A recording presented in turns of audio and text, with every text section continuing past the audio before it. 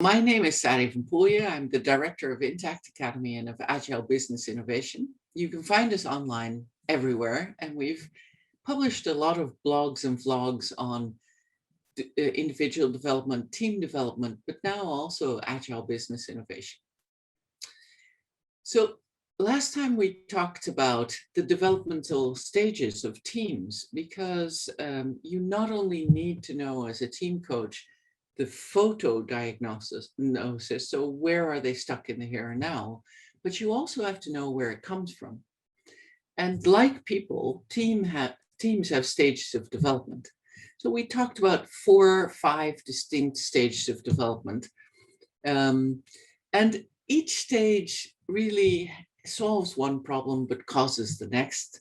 And also each stage causes you to learn a specific competency, which means that if you skip a stage, you'll need to catch up later.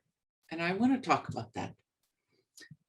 As team coaches, we have to know this because we're supporting and challenging development in a team.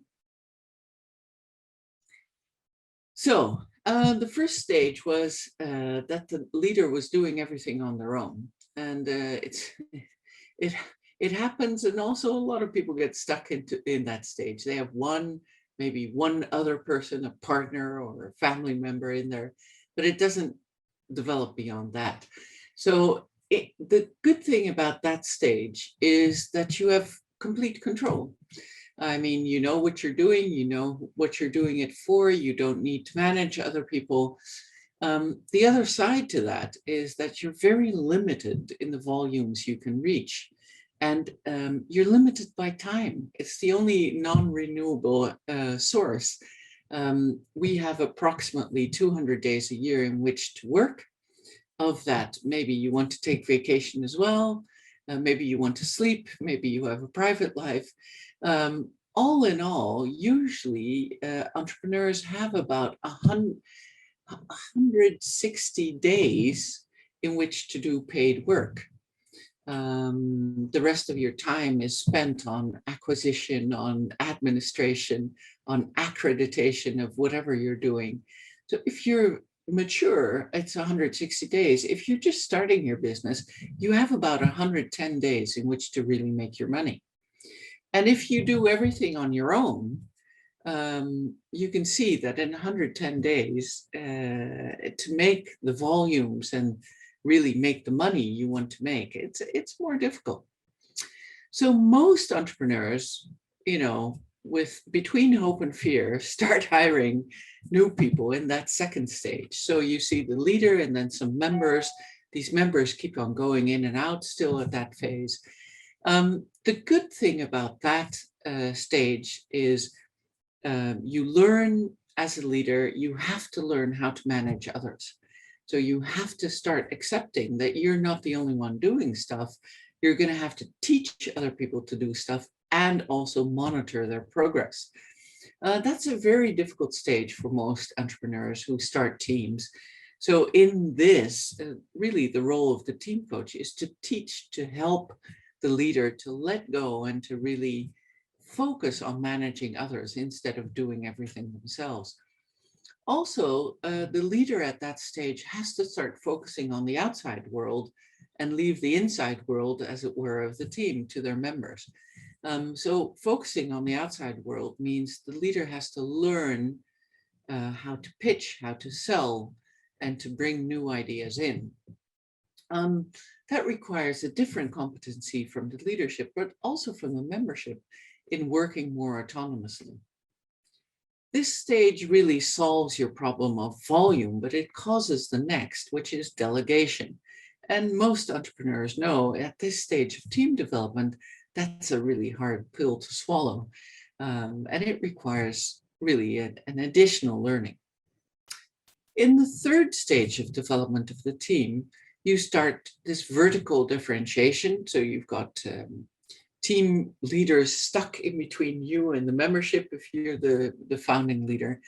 And it solves one problem, which is the delegation problem. So you can concentrate on this outside-in movement that you need as a founding team leader. But it causes a next problem, which is that your information, your direct link to the work floor gets cut as a founding member, because now you're working through team leaders. So the other thing is, you know, you can create more volume, but only if you do a next stage, which is horizontal differentiation. At this third stage, where you only have vertical differentiation, you'll have solved the delegation, but it'll cost you more, because suddenly you have team leaders to pay, and they cost more than, you know, the people on the workflow. So it's an iffy stage. If you do it well, what you learn is to market your product so well, to do that outside in, inside out movement so well as a team leader, that you create much more revenue. And then, you know, the cost of the team leaders in between you and the members isn't such a problem. The fourth stage is really, with that vertical differentiation, you also get horizontal differentiation in the membership.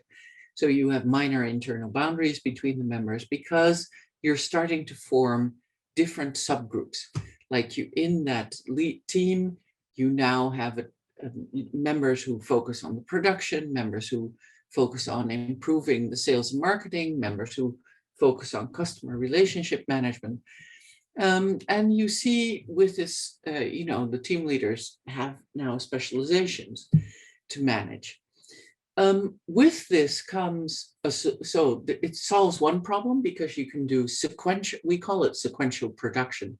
So the customer comes in one spot, goes through the different specializations, and goes out, you know, at after sales.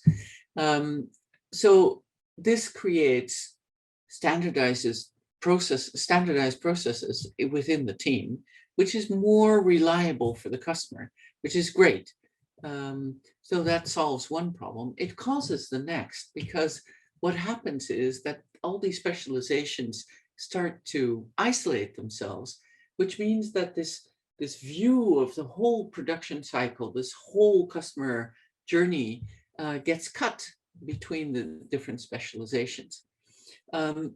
It means within the team, you have to do an extra effort to create cross-functional cooperation. So besides, you know, managing top down, you also have to make sure that the members themselves start to manage amongst each other. We call that creating a cooperation contract. So, it's a competency to do that. So as a team coach, you can teach people to do that. That's the good news. So as you can see, as you go from a very simple team to a fully developed team, you add complexity, you add layers, you add specializations. Each stage solves one problem, causes the next problem. And at each stage, the team has to learn a different competency. And that's where team coaches come in. So I wish you luck, team coaches. I hope this helps you think both in terms of the photo and the film diagnostics, and helps you direct your interventions well.